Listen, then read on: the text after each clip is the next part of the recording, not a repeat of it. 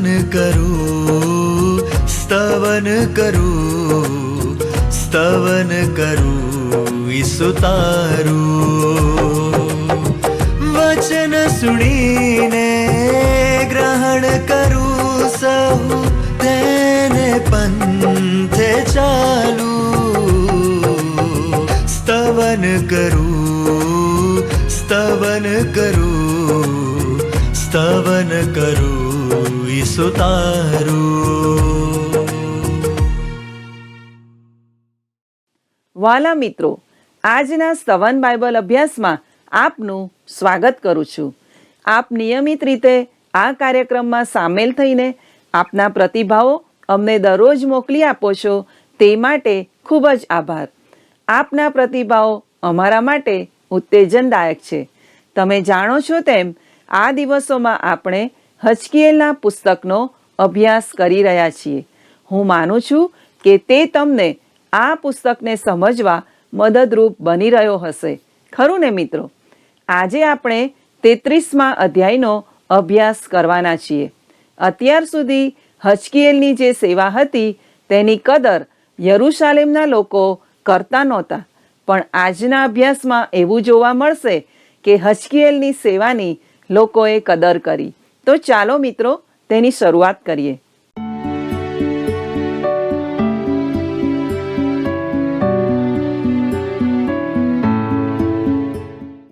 પ્રિય મિત્રો, નમસ્કાર. આજે આપણે હજકીએલના 33મા અધ્યાયથી અભ્યાસની શરૂઆત કરીશું. મિત્રો, આજના અભ્યાસમાં આપને મળતા મને ખૂબ જ આનંદ થાય છે. હવે આપણે હજકીએલના પુસ્તકના અંતિમ વિભાગ તરફ આવી ગયા છીએ. અધ્યાય 33 થી અધ્યાય 48માં આપણે પ્રભુનો મહિમા અને આવનાર 1000 વર્ષના રાજ્ય સંબંધી જોઈશું. હવે આપણે આ પુસ્તકના બીજા ભાગ તરફ આવીએ છીએ, જે યરૂશાલેમના પતન પછીની હજકીએલ પ્રબોધકની ભવિષ્યવાણીઓ વિશે જણાવે છે. મિત્રો, અહીં હજકીએલ ફરીથી યરૂશાલેમ સંબંધી વાત કરે છે, પરંતુ તેનો સંદેશ અલગ જ છે. હવે તે ભવિષ્યમાં આવનાર 1000 વર્ષના રાજ્ય તરફ દ્રષ્ટિ કરે છે, જેમાં ફરીથી ઈશ્વરનો મહિમા પ્રગટ થનાર છે. હવેથી જેઓ ગુલામગીરીમાં છે તેઓ સાથે વાત કરતા તે તેઓને જણાવે છે કે તેઓએ ભવિષ્યની અપેક્ષામાં જીવન જીવવાનું છે. મિત્રો, અગાઉ આ બંધકોને તેઓના પાપોને કારણે કોઈ આશા નહોતી, પણ હવે ભવિષ્યમાં ઇઝરાયેલના સંતાનો માટે હજકીએલ આશા ધરાવે છે. વહાલા દર્શકો, આજે વિશ્વાસીઓને માટે પણ આશા છે. તે આ પૃથ્વી પરની બાબતો પર આધારિત નથી. આજે આપણી પાસે જે આશા છે તે કોઈ તત્વજ્ઞાન નથી, તે તો ઈશ્વરના વચન પર અને ભવિષ્યમાં બનનાર બાબતો પર આધારિત છે. મિત્રો, ચાલો આપણે હજકીએલ 33 અને 1 વાંચીએ. ત્યાં આ પ્રમાણે લખ્યું છે, વળી યહોવાનું વચન મારી પાસે આવ્યું કે. વાલાઓ, અહીં હજકીએલ આપણને કેવળ સિદ્ધાંતો કે વિચારો નહીં, પણ ઈશ્વરનું વચન આપે છે. હવે આપણે 33મા અધ્યાયની 2 અને 3 કલમ જોઈએ. હે મનુષ્ય પુત્ર, તારા લોકની સાથે વાત કરીને તેઓને કહે કે જ્યારે હું કોઈ દેશ પર તરવાર લાવું ત્યારે જો તે દેશના લોક પોતાનામાંથી એક પુરુષને પસંદ કરીને તેને પોતાના ચોકીદાર તરીકે સ્થાપે, અને જો તે તરવારને દેશ પર આવતી જોઈને રણશીંગડું વગાડીને લોકોને ચેતવે. વાલા દર્શક મિત્રો, ઈશ્વર હજકીએલને તેની સેવાની શરૂઆતમાં જે તેડું આપ્યું તેને ઉલટાવી નાખે છે. તે તેને શહેરના ચોકીદાર તરીકે જુએ છે. તે દિવસોમાં મોટા ભાગના મહત્વના શહેરો કોટથી સુરક્ષિત હતા. અંધારાના સમયમાં ઘૂસણખોરોથી રક્ષણ કરવા જવાબદાર અધિકારીઓ દ્વારા રાત્રિના સમયે ચોકીદારો નીમવામાં આવ્યા હતા. વાલાઓ, હજકીએલ એક વિશ્વાસુ ચોકીદાર હતો અને તેણે લોકોને ચેતવણી આપી હતી કે શત્રુ એટલે બાબિલ આવી રહ્યો છે. હવે આપણે 33મા અધ્યાયની 6ઠ્ઠી કલમ વાંચીએ. પણ જો ચોકીદાર તરવારને આવતી જોઈને રણશીંગડું વગાડે નહીં, ને લોકોને ચેતવણી ન મળે, ને તરવાર આવીને તેઓમાંના કોઈ માણસનો સંહાર કરે, તો તે તો પોતાની દુષ્ટતાને લીધે સંહાર પામ્યો છે, પરંતુ તેના રક્તનો બદલો હું ચોકીદાર પાસેથી લઈશ. વાલા દર્શક મિત્રો, અહીં ઈશ્વર કહે છે લોકોને તો તેઓના પાપને લીધે દોષિત ઠરાવવામાં આવશે, પરંતુ જો ચોકીદાર તેમને ચેતવણી ન આપે તો તે પોતે તેના માટે જવાબદાર ગણાશે. હજકીએલે તેઓને ચેતવણી આપીને સારું કામ કર્યું, પણ જુઠ્ઠા પ્રબોધકોએ તેમ કર્યું નહીં. આવો 7 અને 8 કલમ વાંચીએ. તો હે મનુષ્ય પુત્ર, મેં તને ઇસ્રાયેલના લોકોને માટે ચોકીદાર નિમ્યો છે, માટે મારા મુખનું વચન સાંભળીને મારા તરફથી તેમને ચેતવણી આપ. જ્યારે હું દુષ્ટને કહું છું કે હે દુષ્ટ માણસ, તું નક્કી માર્યો જશે, ને તું તે દુષ્ટ માણસને તેના દુરાચરણથી ફરવાની ચેતવણી આપવાને કંઈ બોલે નહીં, તો તે દુષ્ટ તો પોતાના પાપને લીધે માર્યો જશે, પરંતુ તેના રક્તનો બદલો હું તારી પાસેથી લઈશ. મિત્રો, ચોકીદારની જવાબદારી તો દુષ્ટને ચેતવણી આપવાની છે. જો તે એમ નહીં કરે તો તેનો ન્યાય કરવામાં આવશે. હજકીએલ ચેતવણી આપવામાં વિશ્વાસુ હતો, છતાં લોકોએ તેનું સાંભળ્યું નહીં. ચોકીદાર માટે પોતાને નિર્દોષ સાબિત કરવા ચેતવણીનો પોકાર પાડવો તે જ એક રસ્તો હતો. હજકીએલે ચોકીદાર તરીકે તેની ફરજ નિષ્ઠાપૂર્વક બજાવી. મિત્રો, આજે જે માણસ ઈશ્વરના વચન શીખવે છે તે તેના પરિણામો માટે જવાબદાર નથી. ઉપદેશક લોકોને ઈશ્વરનું વચન પ્રગટ કરે તે મહત્વની બાબત છે. લોકો ઈશ્વરની ચેતવણીને સમજે તે આપણો બોજ હોવો જોઈએ. મારા પ્રિય મિત્ર, આપણે ખાતરી કરીએ કે જે વ્યક્તિએ વચન સાંભળ્યું છે તે ચેતવણીને બરાબર સમજ્યો છે. જો તે ઉપદેશક તેની ફરજ પ્રત્યે બેદરકારી દાખવે છે તો તે માટે તે ઈશ્વરની આગળ જવાબદાર રહેશે. વાલા દર્શકો, હજકીએલ 33 અને 11 જણાવે છે, તેમને કહે કે પ્રભુ યહોવા કહે છે કે મારા જીવના સમ કે દુષ્ટ માણસના મોતથી મને કંઈ આનંદ થતો નથી, પણ દુષ્ટ પોતાના દુરાચરણથી ફરે અને જીવતો રહે એમાં મને આનંદ થાય છે. અરે, તમે ફરો, તમારા દુષ્ટ માર્ગોથી ફરો. હે ઇસ્રાયેલના લોકો, તમે શા માટે મરવા ચાહો છો?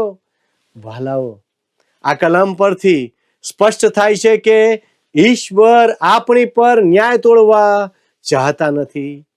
યશાયા પ્રબોધક જણાવે છે કે ન્યાય તોડવો એ ઈશ્વરને માટે વિચિત્ર કાર્ય છે. ઈશ્વર આપણને બચાવવા ચાહે છે. ઈશ્વરની ઈચ્છા છે કે આપણે તેમનો સ્વીકાર કરીને નવું જીવન પ્રાપ્ત કરીએ. હવે હજકીએલ 33 અને 17 વાંચીએ. એમ છતાં તારા લોકો કહે છે કે પ્રભુનો વ્યવહાર અદલ નથી, પણ તેઓનો પોતાનો વ્યવહાર અદલ નથી.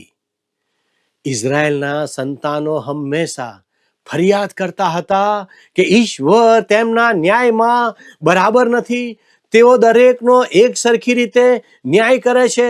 18મી કલમ જણાવે છે, નેક માણસ પોતાની નેકીથી ફરીને પાપ કરે તો તેને લીધે જ તે માર્યો જશે.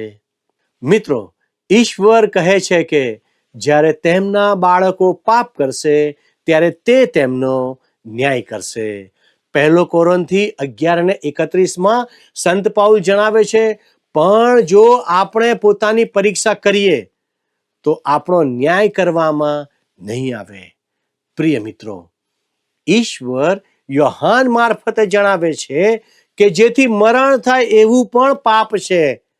કયા પ્રકારના મરણ સંબંધી તેઓ વાત કરી રહ્યા છે? તેઓ તો દૈહિક મરણ સંબંધી વાત કરે છે. કેટલાક લોકોનો ન્યાય તેમના ભૌતિક મરણ દ્વારા કરવામાં આવે છે. વાલા મિત્રો, મને આશ્ચર્ય થાય છે કે ઘણા લોકો ઈશ્વરની શિસ્તનો અમલ કરતા નથી. બીજા કેટલાક એવા છે જેઓ ઈશ્વરના કાર્યમાં રોકાયેલા છે, પણ તેઓ જે કંઈ કરે છે તેમાં સમૃદ્ધ કે સફળ થતા નથી. ઈશ્વર પોતાના ન્યાય દ્વારા સ્પષ્ટ કરશે કે જે કંઈ તેઓ કરી રહ્યા છે તે તેમને પસંદ નથી. વાલા મિત્રો, આવો આપણે હજકીએલ 33 અને 19 વાંચીએ. વળી દુષ્ટ માણસ પોતાની દુષ્ટતાથી ફરીને નીતિથી ને પ્રમાણિકપણે વર્તે તો તે તેને લીધે જીવતો રહેશે. પ્રિય મિત્રો, ઈશ્વર જે કંઈ કરે છે તેમાં તે ન્યાયી છે. જો દુષ્ટ માણસ ઈશ્વર તરફ ફરે તો ઈશ્વર તેનો બચાવ કરશે. 20મી કલમ જણાવે છે, તેમ છતાં તમે કહો છો કે પ્રભુનો વ્યવહાર અદલ નથી. હે ઇસ્રાયેલ લોકો, હું તમારા દરેકનો તેના આચરણ પ્રમાણે ન્યાય કરીશ. વાલા મિત્રો, ઈશ્વર પરાયણ લોકોને પણ ગુલામગીરીમાં લઈ જવાયા હતા. જેઓએ ઈશ્વર પર ભરોસો રાખ્યો હતો તેઓને દુષ્ટ માણસોની પેઠે જ લઈ જવાયા હતા. તેથી આ ઈશ્વર પરાયણ લોકો ફરિયાદ કરી રહ્યા હતા. આપણને એવું લાગે કે જાણે કે ઈશ્વર બરાબર નથી કરી રહ્યા. તમે અને હું ઘણી બધી રીતે આ જ સિદ્ધાંતોનો અનુભવ કરી રહ્યા છીએ. ઇઝરાયલમાં જે સારા લોકો છે તેમને સહન કરવું પડતું હતું, કારણ કે તેઓ રાષ્ટ્રની ઓળખ હતા. મિત્રો, ઈશ્વર શું કહે છે તે પર ધ્યાન આપો. અરે ઇઝરાયલના લોકો, હું દરેકનો તેમના આચરણ પ્રમાણે ન્યાય કરીશ. બીજા શબ્દોમાં, હું તમારામાંના દરેકનો તેમના માર્ગ પ્રમાણે ન્યાય કરીશ. મારા મિત્ર, તમે ગમે તે હો, તમારે એક દિવસ ઈશ્વરના ન્યાય શાસન આગળ ઊભા રહેવું પડશે. જો તમે ઈશ્વરનું બાળક છો તો પણ તમે જે પાપ કર્યા છે તે પ્રમાણે તેઓ ન્યાય કરશે. પણ તમે તમારો ઉદ્ધાર ગુમાવશો નહીં. પણ જો તમે ખોવાયેલા છો તો તમે ગમે તે હોય, પણ ઈશ્વર આગળ તમારો કોઈ દાવો નહીં જ ચાલશે. વાલા દર્શક મિત્રો, 1 પિતર 3 અને 12 લખ્યું છે, કેમ કે ન્યાયીઓ પર પ્રભુની નજર છે અને તેઓની પ્રાર્થનાઓ તેને કાને પડે છે, પણ પ્રભુ દુષ્ટતા કરનારાઓથી વિમુખ છે. પ્રિય મિત્રો, અહીં ઈશ્વર એવું કહેતા નથી કે તે દુષ્ટની પ્રાર્થના નહીં સાંભળે, પણ તેઓ કહે છે કે તે ન્યાયીઓની પ્રાર્થના સાંભળે છે. તેનો અર્થ કે ઉદ્ધાર નહીં પામેલા માણસની પ્રાર્થના સાંભળવા તે બંધાયેલા નથી. બેશક જો તે માણસ ઉદ્ધાર માટે પોકાર કરે તો ઈશ્વર તે સાંભળશે અને જવાબ આપશે. પણ મુદ્દો એ છે કે ઉદ્ધાર નહીં પામેલ વ્યક્તિનો ઈશ્વર પર કોઈ હકદાવો રહેતો નથી. પછી તે ગમે તે હોય, ઈશ્વર જગતનો ન્યાય કરે છે. તે ન્યાયી છે. ક્યારેક આપણે ભૂલી જઈએ છીએ કે જગત તેમનું છે, માટે એમ બને છે.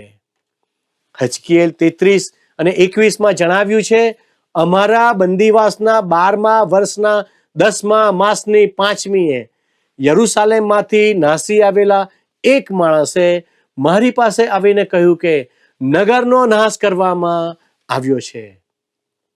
મિત્રો, હજકીએલે જણાવી દીધું હતું કે યરૂશાલેમનો નાશ થયો છે, કારણ કે ઈશ્વરે તેને જણાવ્યું હતું. પણ છતાં હજુ તેને લોકો પાસેથી કોઈ માહિતી આપવામાં આવી નહોતી. જ્યારે શહેરના વિનાશના સમાચાર આ લોકોને આપવામાં આવ્યા ત્યારે તેઓ સ્તબ્ધ થઈ ગયા. આ સમાચારથી તેઓ દિગ્મૂઢ થઈ ગયા, કારણ કે તેઓએ કદી ધાર્યું નહોતું કે આવું કદી બની શકે. તે જ દિવસે જ્યારે આ સમાચાર આવ્યા ત્યારે હજકીએલની પત્ની મરણ પામી. કેટલું કરુણ! ત્યારે ઈશ્વરે તેને કહ્યું, તારી પત્ની માટે રુદન કરીશ નહીં. હું ઈચ્છું છું કે લોકો જાણે કે મેં આ શહેરને રદ-બાતલ કર્યું છે. તેઓ ધારે છે કે હું યરૂશાલેમને બચાવીશ, તેનો નાશ નહીં કરીશ. તેઓ માનતા નથી કે હું પાપીનો ન્યાય કરીશ. તેથી તમારી પત્નીને માટે રડશો નહીં. લોકોને એ જાણવા દો કે આ શહેર તેના પાપને લીધે નાશ પામશે. આ શહેરને શિક્ષા કરવામાં આવી છે. હવે શોક કરવાનો કોઈ મતલબ નથી. હજકીએલ 33 અને 22 લખ્યું છે, હવે એ નાસી આવેલો માણસ મારી પાસે આવ્યો. તે પહેલા સાંજે યહોવાનો હાથ મારા પર હતો, અને સવારમાં એ મારી પાસે આવ્યો. તે પહેલા તેણે મારું મુખ ખોલ્યું હતું, અને મારું મુખ ખોલેલું હતું, ને હવે હું મૂંગો નહોતો. વાલા મિત્રો, 24મા અધ્યાયના અંતમાં ઈશ્વરે હજકીએલને યરૂશાલેમના પતનની જાણ કરી. તે સમયથી માંડીને 33મા અધ્યાય સુધી તેમણે યરૂશાલેમ વિશે કોઈ પ્રબોધવાણી કરી નહોતી. તેથી ઉલટું તેમણે આસપાસના રાષ્ટ્રો માટેના સંદેશ તેને આપ્યા હતા. હવે અધ્યાય 33માં ઈશ્વર યરૂશાલેમ સંબંધી હજકીએલને શાંત રહેવા દેતા નથી. તેઓ તેને જણાવે છે, હવે હાલ મારી પાસે યરૂશાલેમને માટે સંદેશો છે. હજકીએલ 33, 23 અને 24 વાંચીએ ત્યારે યહોવાનું વચન મારી પાસે આવ્યું કે, હે મનુષ્ય પુત્ર, જેઓ ઇસ્રાયેલ દેશમાં ઉજ્જડ ઠેકાણામાં વસેલા છે, તેઓ કહે છે કે ઇબ્રાહિમ એકલો હતો ત્યારે તેને દેશનો વારસો મળ્યો હતો, પણ અમે તો ઘણા છીએ, અમને દેશ વારસામાં આપવામાં આવ્યો છે. ઇઝરાયેલના લોકો યાદ કરે છે કે ઈશ્વરે કેવી રીતે ઇબ્રાહિમની કાળજી લીધી, અને તે તો એકલો હતો, અને હવે તો મોટો સમુદાય છે. તેઓ અપેક્ષા રાખતા હતા કે એ જ રીતે તે તેઓની સંભાળ રાખે. તેઓ એ બાબત ભૂલી જાય છે કે ઇબ્રાહિમ અને તેઓની વચ્ચે મોટો તફાવત હતો. ઇબ્રાહિમે ઈશ્વર પર વિશ્વાસ કર્યો, તેને લીધે ઇબ્રાહિમને ન્યાયપણા તરીકે ગણવામાં આવ્યો, જ્યારે આ લોકો તો ઈશ્વરમાં વિશ્વાસ કરતા જ નહોતા. હજકીએલ 33 અને 25 ઈશ્વર તેઓને જણાવે છે કે હું તમને દેશનું વતન લેવા દઈશ નહીં. હું અજાણ્યા અને પરદેશી લોકોને તેઓના પાપને લીધે આ દેશમાંથી બહાર કાઢી મૂકીશ. હજકીએલ 33 અને 28 જણાવે છે, વળી હું દેશને વેરાન તથા આશ્ચર્યરૂપ કરીશ, ને તેના સામર્થ્યના ગર્વનો અંત આવશે, અને ઇસ્રાયેલના પર્વતો એવા વેરાન થશે કે તેઓ પર થઈને કોઈ જશે નહીં. વાલા મિત્રો, હું તમને કહેવા માંગુ છું કે દેશ તો અન્ય જગ્યાઓ જેવો જ ઉજ્જડ છે. દેશ ઉજ્જડ એટલા માટે છે કે ઈશ્વરનું ન્યાય શાસન તેના ઉપર છે. ત્યાં પાણીની તંગી છે, તે એક મોટી સમસ્યા છે. ઈશ્વરનું ન્યાય શાસન કેવળ લોકો પર જ નહીં, પણ જમીન પર પણ છે. હવે હજકીએલ 33 અને 30 વાંચીએ. હે મનુષ્ય પુત્ર, તારે વિશે તો તારા લોકો ભીંતો પાસે તથા ઘરના બારણામાં વાતો કરે છે, ને તેઓ એકબીજાને સૌ પોતપોતાના ભાઈને કહે છે કે કૃપા કરીને આવો, ને યહોવા પાસેથી જે વચન આવે છે તે શું છે તે સાંભળો. હવે લોકો હચમચી ગયા છે, અને તેઓ હવે હજકીએલને સાંભળવા માંગે છે, પણ તેના શિક્ષણનો અમલ કરવા ચાહતા નથી.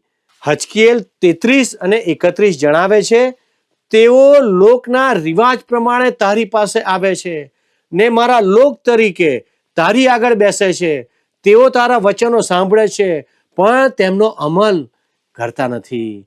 કેમ કે તેમના મુખથી તેઓ બહુ પ્રીતિ દેખાડે છે, પણ તેમનું મન તો તેમના સ્વાર્થ પાછળ ભટકે છે. મિત્રો, આ કલમ ઉપરથી તેઓ ઈશ્વર તરફ પાછા ફરતા હોય તેમ જણાય છે. ઈશ્વર જે કહે છે તે તેઓ સાંભળવા તો ચાહે છે, પણ તેને આધીન થવાનો તેમનો ઈરાદો નથી. તેઓ તો હાલના દિવસોમાં સારો અને રસપ્રદ સંદેશો સાંભળવા દેવળમાં જનાર લોકો જેવા હતા, પરંતુ તેઓ જે સાંભળતા હતા તેથી તેમના જીવનમાં બદલાવ આવતો ન હતો. યાકૂબનો પત્ર 1:22 જણાવે છે, પણ તમે વચનને પાળનારા થાવ, પોતાને છેતરીને કેવળ સાંભળનારા જ નહીં. આ જ બાબત બંદીવાસમાં રહેલા ટોળાને જણાવવા હજકીએલને ઈશ્વર જણાવે છે. હવે જેમ હજકીએલે પ્રબોધ કર્યો હતો તેમ યરૂશાલેમનું પતન થયું હતું. લોકો જાણતા હતા કે તે તો ઈશ્વરનો ખરો સેવક છે. જો કે તેઓ જાણે છે કે તે ઈશ્વરનો સાચો પ્રબોધક છે. વળી તેઓ જાણે છે કે તે ઈશ્વરનું વચન પ્રગટ કરે છે, છતાં તેઓ આધીન થતા નથી. મારા મિત્રો, વિશ્વાસ ના કરવો તે પોતાની ઈચ્છાની વાત છે. માણસની પાસે એટલી ઊંચી માનસિકતા નથી કે જે ઈશ્વર જે કહે છે તેને સ્વીકારી ના શકે. ખરી સમસ્યા તો એ છે કે લોકો તેમના પાપને છોડી દેવા તૈયાર નથી. હજકીએલ જે લોકોની સાથે કામ કરી રહ્યો હતો તેઓની એ જ સમસ્યા હતી. હજકીએલ જે કહેવા માંગતો હતો તે સાંભળવા તેઓ તૈયાર હતા, પણ તેની કોઈ અસર તેમના પર થતી ન હતી.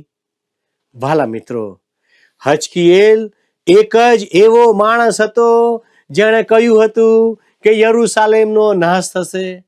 બીજા બધા જુઠ્ઠા પ્રબોધકોએ કહ્યું હતું કે તેનો નાશ નહીં થાય. વચનની સત્યતા પ્રમાણે યરૂશાલેમનો નાશ થયો અને હજકીએલને સાચો પ્રબોધક જાહેર કરવામાં આવ્યો. પ્રિય મિત્રો, શું આપણે ઈશ્વરના વચનો સાંભળીને તેને આધીન થવા તૈયાર છીએ? શું ઈશ્વરના વચન મુજબ જીવન જીવવા આપણે પ્રયત્ન કરીએ છીએ? ઈશ્વરના વચનની સત્યતા પર આપણે વિશ્વાસ કરવાનું ચાલુ રાખીએ. ઈશ્વર આ પ્રમાણે કરવા આપ સર્વને સહાય કરો. આમેન.